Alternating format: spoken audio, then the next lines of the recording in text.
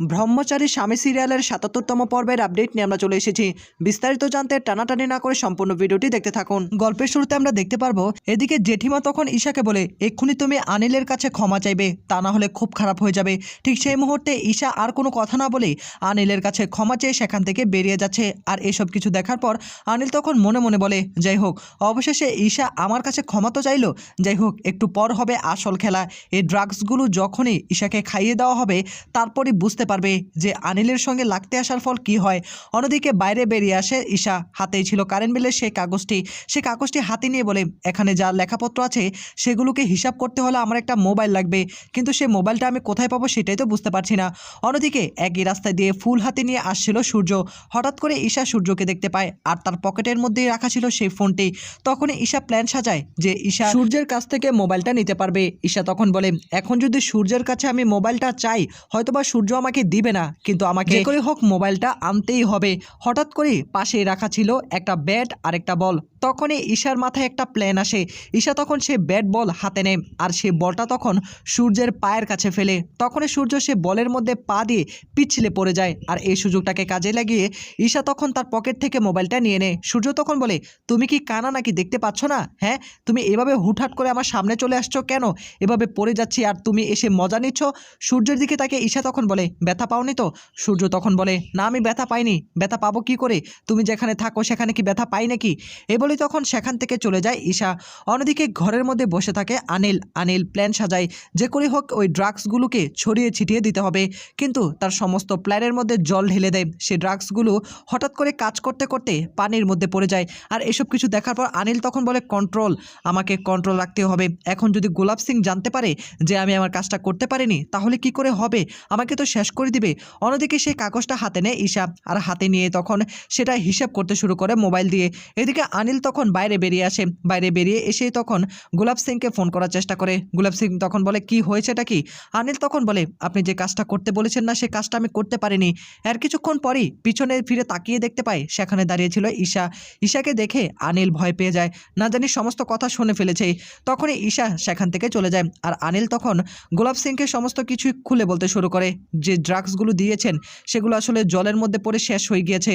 এখন কি করব কিছুই বুঝতে পারছি না, আমাকে ক্ষমা করুন। গোলাপ সিং তখন বলে, একটা কাজও তো সঠিক মতো করতে পারো না, ঠিক আছে, তোমাকে আমি আরেকটা সুযোগ দিব। আরেকটা সুযোগ যদি তুমি কাজে লাগাতে না পারো তাহলে কিন্তু খুব খারাপ হয়ে যাবে। আমি আবারও ড্রাগস পাঠিয়ে দিচ্ছি, প্রত্যেকটা বোতলে প্রত্যেকটা জারে যেন সে ড্রাগসগুলো থাকে, তা না হলে কিন্তু খুব খারাপ হয়ে যাবে। আমি কি করতে পারি সেটা কিন্তু তুমি হাড়ে হাড়ে টের পাবে, বুঝতে পারবে। এই বলেই ফোনটা কেটে দেয়। অন্যদিকে এক সিকিউরিটি গার্ডের সঙ্গে কথা বলতে শুরু করে ঈশা তখন বলে, আমাকে বলেছিলেন না 4,000 টাকা নিয়ে আসলে আপনারা আমাদের এই বিদ্যুতের কাজটা করে দিবেন, আর আমি সেজন্য টাকাটা নিয়ে এসেছি। আপনি এক কাজ করুন না, আপনার ওপর মহলের কোনো অফিসারের সঙ্গে আমাকে কথা বলিয়ে দিন যে কাজটা করে দিবে। তখনই সিকিউরিটি গার্ড বলে, এই তো আপনাকে তো এভাবেই লাইনে আসতে বলেছিলাম, আপনি শুধু শুধু আমাদের ওপর রেগে গিয়েছিলেন। টাকা ছাড়া কি এখন কি কোনো কিছু করা যায় নাকি? আসুন আমাদের স্যারের সঙ্গে আপনার পরিচয় করিয়ে দিচ্ছি। এই বলেই তখন সিকিউরিটি গার্ড সেই স্যারের সঙ্গে পরিচয় করিয়ে দিতে শুরু করে। ঈশা তখন বলে, স্যার, আমি এখন বুঝতে পারছি আসলে টাকা ছাড়া না কোনো কাজই করা সম্ভব না, তাই সেই জন্য আমি এই 4,000 টাকা নিয়ে এসেছি। আমাদের বাড়ির লাইনটা একটু ঠিক করে দিবেন আর কোনোভাবেই যেন আমাদের বাড়ির বিদ্যুৎটা নষ্ট না হয়। এদিকে তখনই টাকাটা পেয়ে অফিসার খুশি হয়ে যায় আর অফিসার সে টাকা গুনতে শুরু করে। ঠিক সেই মুহূর্তে ঈশা এটা ভিডিও করে নেয়। ভিডিও করে নিয়ে তখন অফিসারকে ভয় দেখাতে শুরু করে, এখন আপনার চাকরিটাও চলে যাবে, এভাবে মানুষের টাকা মেরে খাচ্ছেন। আপনাদের তো সরকার চাকরি দিয়েছে, টাকা দিচ্ছে, তা কেন সাধারণ জনগণ থেকে টাকা নিচ্ছেন? অফিসার রেগে গিয়ে বলে, এসব ভিডিও দেখে আমাকে ব্ল্যাকমেল করার চেষ্টা করছেন তাই তো? কিচ্ছু করতে পারবেন না, কিচ্ছু না। এখন আমি আরও রেগে যাচ্ছি, আজকেই 1 মাসের জন্য আপনার বিদ্যুতের লাইন আমি কেটে দিব, দেখা যাক কী করা যায়। ঈশা তখন বলে, এইসব কিছু বলে আমাকে একদম ভয় দেখানোর চেষ্টা করবেন না, আমি এক্ষুনি ওয়েবসাইটে এটা আপলোড করে দিব।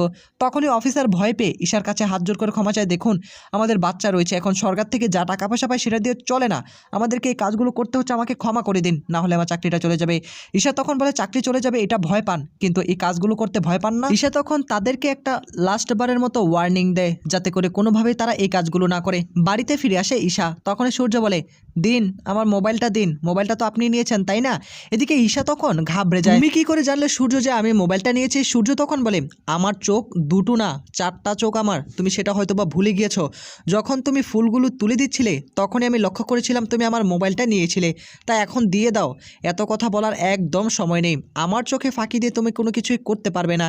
এদিকে এই কথাগুলো শোনার পর তখনই ঈশা তার ব্যাগ থেকে মোবাইলটা বের করতে যাবে, কিন্তু তার ব্যাগের মধ্যে কোনো মোবাইল ছিল না। ভয় পেয়ে যায় তখনই ঈশা।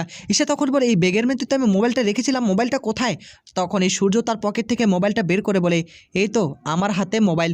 তখনই কান ধরে ক্ষমা চায় ঈশা, আমার ভুল হয়ে গিয়েছে, কিন্তু তুমি কি করে আমার ব্যাগ থেকে মোবাইলটা নিলে সেটাই তো বুঝতে পারছি না। তখনই সূর্য বলে, তুমি যখনই সিএনজি থেকে নামলে ব্যাগটা তখন এখানে রাখলে, এই সুযোগটাকে কাজে লাগিয়ে আমি মূলত এখান থেকে মোবাইলটা নিয়ে ফেলেছি। অন্যদিকে ঘরের মধ্যে চুল আঁচড়াচ্ছিল সূর্য, ঠিক সেই মুহূর্তে কার্টুন সেজে হাজির হয় ঈশা।